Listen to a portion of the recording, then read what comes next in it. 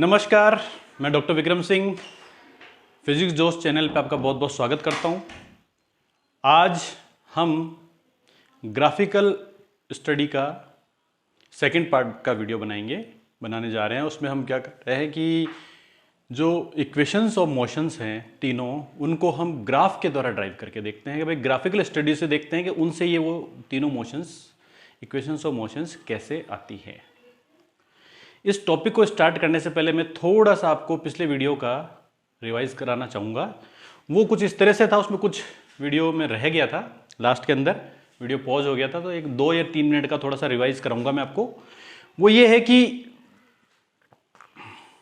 जो आपका acceleration time graph है वो कितने प्रकार का होगा। वो सीधी सी बात है, ये आपका एक्सेलरेशन, ये आपका टाइम है, तो ये ग्राफ कितने प्रकार का हो सकता है। तो ये था कि पहला तो ये कांस्टेंट, दूसरा है with constant change, constant rate of change, और तीसरा है नॉन यूनिफॉर्म मोशन तो है लेकिन विद वेरिएबल एक्सेलरेशन है, लेकिन एक्सेलरेशन इज इंक्रीजिंग। यहाँ पे एक्सेलरेशन इंक्रीज हो रहा है, और यहाँ क्या हो रहा है, नॉन यूनिफॉर्म मोशन है with acceleration but acceleration is decreasing. ये देखिए 4 प्रकार के ग्राफ है। इन 4 प्रकार के ग्राफ को समझ लीजिए। जब भी एक्सेलरेशन और टाइम के बीच में ग्राफ दिया हुआ हो, तो जब स्ट्रेट इस तरह से लाइन है तो वो तो क्या है, कांस्टेंट जी का ग्राफ है, यानी कांस्टेंट एक्सेलरेशन का ग्राफ है, जैसे कि अर्थ के जी, ग्रेविटेशनल जी का ग्राफ। ठीक है। यदि इस तरह से है तो वो क्या है, नॉन यूनिफॉर्म मोशन का ग्राफ है लेकिन with constant change in acceleration. Acceleration में एक कांस्टेंट चेंज हो रहा है। यहां पे देखिए एक्सेलरेशन बढ़ रहा है लेकिन एक कांस्टेंट चेंज है उसके बीच में, और यहां क्या है, एक्सेलरेशन में बदलाव हो रहा है लेकिन एक्सेलरेशन की वैल्यू में कांस्टेंट चेंज नहीं है। पहले थोड़ा कम चेंज था और धीरे धीरे चेंज बढ़ता जा रहा है। और यहां क्या हो रहा है, एक्सेलरेशन में चेंज हो रहा है लेकिन क्या हो रहा है, एक्सेलरेशन घट रहा है। पहले ज्यादा एक्सेलरेशन था और धीरे धीरे एक्सेलरेशन घट रहा है। ये भी हमारे इतना ज्यादा काम नहीं आएगा, लेकिन ग्राफ से आपको ये समझ में आना चाहिए कि भाई ये क्या हो रहा है। अब हम आते हैं सबसे important part of the video पे। वो है कि ग्राफिकल स्टडी से हमें क्या करना है, इक्वेशंस ऑफ मोशन को ड्राइव करना है। पहले हम देखिए क्या कर चुके हैं, सिंपल फॉर्मूले के द्वारा हमने ड्राइव किया था फर्स्ट मेथड। सेकंड मेथड किया था हमने डेरिवेशन एंड कैलकुलेशन के द्वारा। वो भी बहुत इंपॉर्टेंट है क्योंकि उनसे भी हमें कई तो कंसेप्ट सीखने को मिलते हैं। साथ में हमें क्या रिलेशनशिप बिटवीन ये physical quantities and differentiation and integral calculation समझ में आता है। ठीक है। तो अब हम क्या करते हैं, तीनों इक्वेशंस को ड्राइव करते हैं। तो आज का हमारा सब टॉपिक और इंपॉर्टेंट टॉपिक है, तो जैसा कि हमारी थीम है, it is a platform where we generate concepts and kill all doubts. तो यानी कि आज हम तीनों इक्वेशंस को ड्राइव करेंगे और नए कंसेप्ट बनाएंगे, और उनको कंसेप्ट्स को जो बने हुए हैं उनको और दोबारा को रिफाइन करेंगे, और जितने भी थोड़े बहुत और डाउट्स हैं उनके द्वारा उनको भी हम किल कर देंगे। यानी कि अगर तीनों तरह से आप कर लेते हो तो इक्वेशन से रिलेटेड सारे कंसेप्ट, सारे डाउट्स आपके आज समाप्त हो जाने चाहिए। ठीक है। ये है ग्राफ। अब यानी कि क्या है, हमारा सब हेडिंग हो गया, ग्राफिकल स्टडी तो है ही है, उसमें से है derived equations of motion by graphical method, by graphical analysis. ठीक है। फिर एक बार मैं आपको क्या कर रहा हूं कि इनको ड्राइव करने से पहले आपको हम ड्राइव करेंगे तो थोड़ा सा ये तीनों इक्वेशन हमारे पास होंगी तो हमारे को क्या होगा, थोड़ा सा आसान रहेगा। तो वो इक्वेशन मैं यहाँ लिख लेता हूँ, v is equal to you plus A t, और सेकेंड है x is equal to u T plus half a t square, और थर्ड है 2ax is equal to v square minus u square. ये तीनों इक्वेशंस हैं। तीनों equations को हम ग्राफ के द्वारा ड्राइव करते हैं। अब आपको मैंने ये कहा था कि जब भी आपको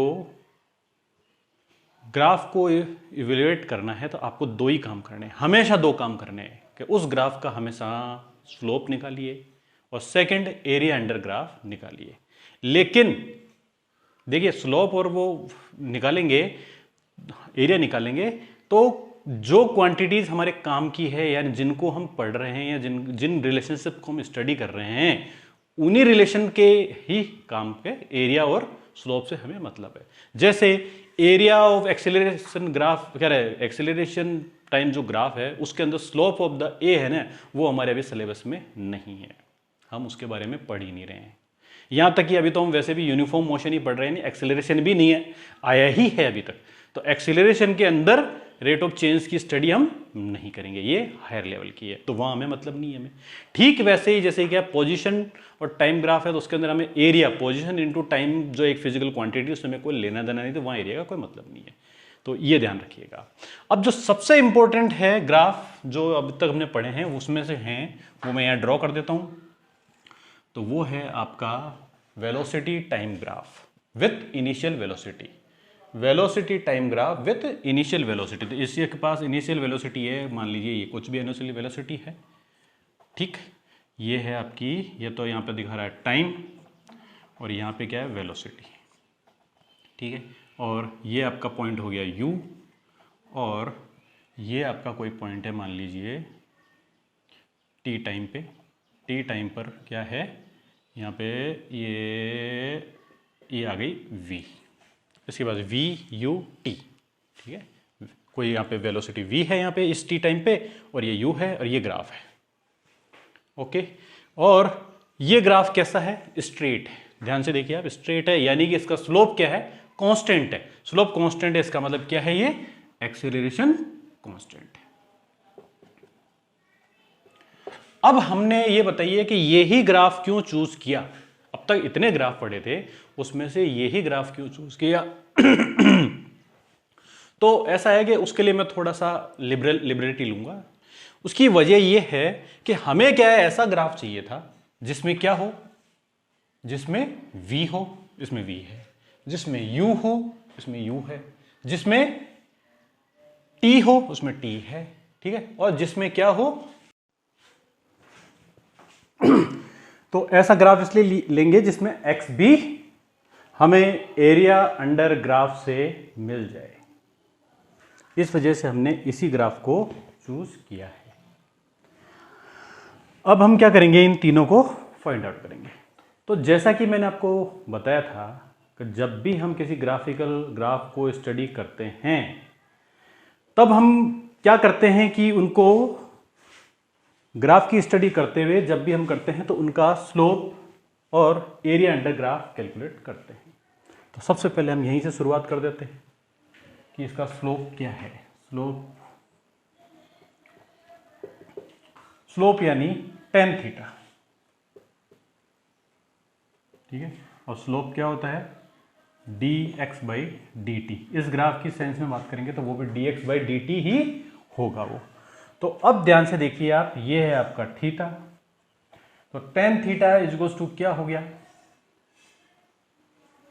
tan theta is perpendicular upon base, ठीक है। तो परपेंडिकुलर क्या है इसका, परपेंडिकुलर है v minus you upon base है t, और dx बाई डी टी क्या होता है a, यानी a is equals to v minus you upon t हमें मिल गई। इसको जब हमने रीशफल किया तो देखा कि v is equal to you plus A T, हमें first equation of the motion मिल गई।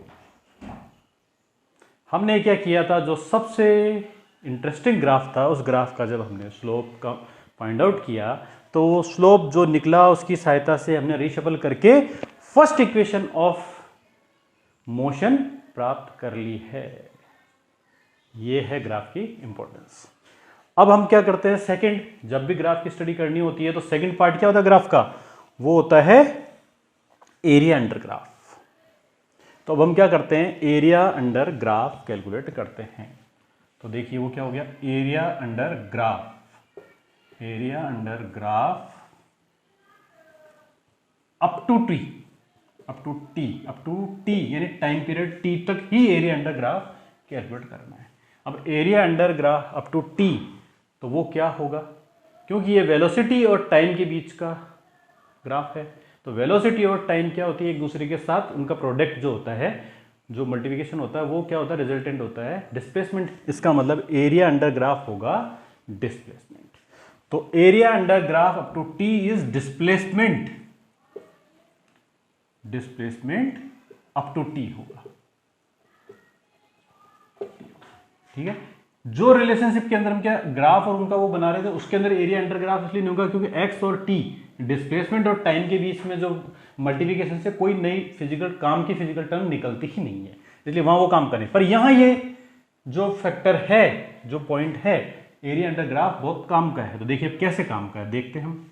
ये हो गया area under graph. Area under graph दरअसल में क्या होगा, area of triangle plus area of rectangle. इसमें ट्राइंगल और रेक्टेंगल है। ठीक है, हम इसमें क्या कर सकते थे, ए ओ बी सी डी वो नाम दे सकते थे, पर वो मैंने नहीं दिए हैं। वो इसलिए नहीं दिए हैं, फिर रिपीट कर रहा हूं कि क्योंकि इससे क्या हो, आपको फील नहीं आएगा, इस वजह से मैंने यू वी इनके टर्म में मैं बात कर रहा हूं, ताकि आपको ये पता लगे हम किन को मल्टीप्लाई कर रहे हैं। मैं ए ओ करता फिर उनको वापस करता, रिप्लेस करके बनाता, तो वो थोड़ा सा कॉम्प्लिकेटेड, इससे ज्यादा सा फील आएगा। अब area under triangle, area of triangle, ठीक है, तो एरिया ऑफ ट्राइंगल क्या है, हाफ बेस इंटू हाइट होता है, हाफ बेस इंटू हाइट, और ये क्या होता है, बेस इंटू लेंथ। तो देखिए ये क्या हो गया, हाफ बेस है आपका टी इंटू एच हो गया वी माइनस यू, प्लस ये हो गया यू इंटू टी। तो इसको अगर हम थोड़ा सा सिंप्लीफाई करते हैं तो ये क्या बन जाता है, area under graph U T plus half T bracket में v माइनस यू। ठीक है, अब हम क्या करते हैं, फर्स्ट इक्वेशन हम पढ़ चुके हैं, तो हम क्या करते हैं, थोड़ा सा एक गेम और खेल लेते हैं कि v को रिप्लेस कर देते हैं इससे।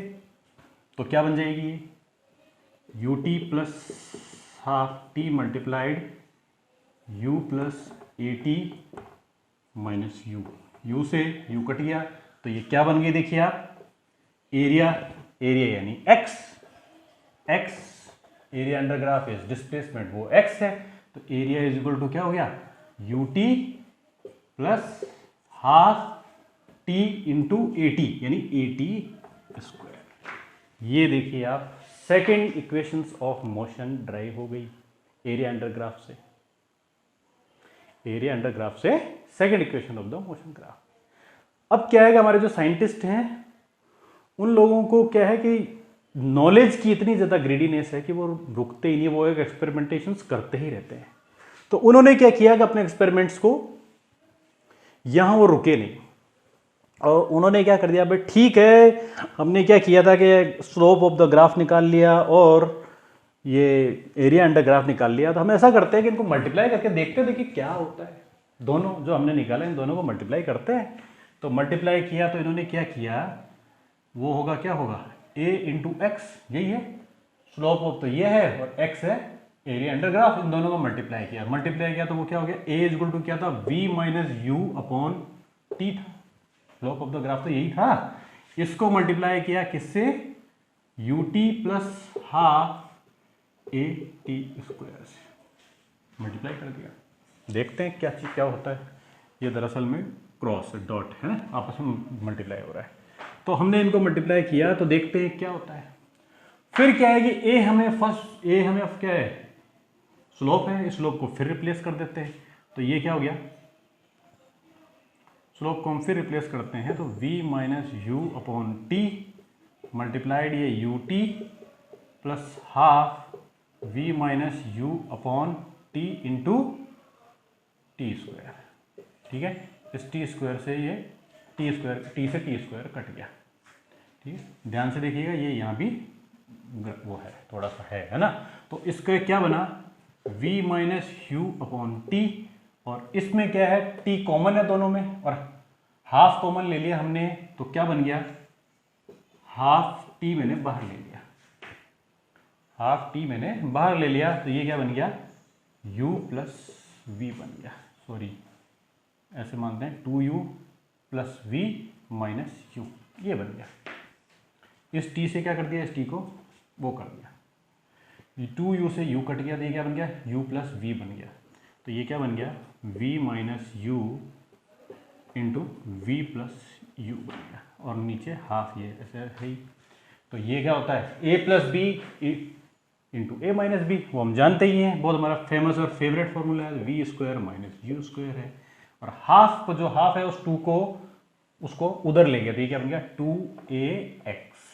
तो अब ध्यान से देखिए, थर्ड इक्वेशंस ऑफ मोशन बन गई है।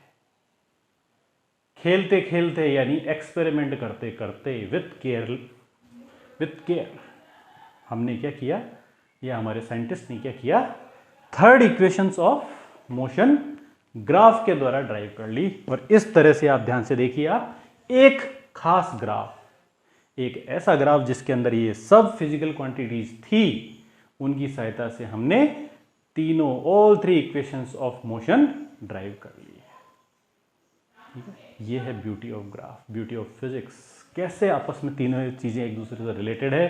तो हमने क्या किया है, थ्री इक्वेशंस ऑफ मोशन को सिंपल फॉर्मूले के द्वारा, डेरिवेशन एंड कैलकुलेशन के द्वारा, और साथ ही साथ में हमने इसको ग्राफ के द्वारा भी ड्राइव कर लिया है। यह है ग्राफ की इंपॉर्टेंस। ओके, इसी के साथ ये वीडियो समाप्त होता है, और मैं ग्राफ से रिलेटेड एक सेपरेट वीडियो और बनाऊंगा। जिन स्टूडेंट्स को लगता है कि हमें ग्राफ की और डिटेल स्टडी करनी चाहिए, वो उस वीडियो को देख सकते हैं।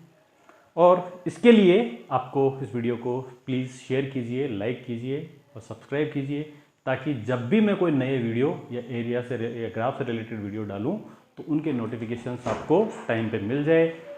बेल आइकन प्रेस कीजिए। धन्यवाद।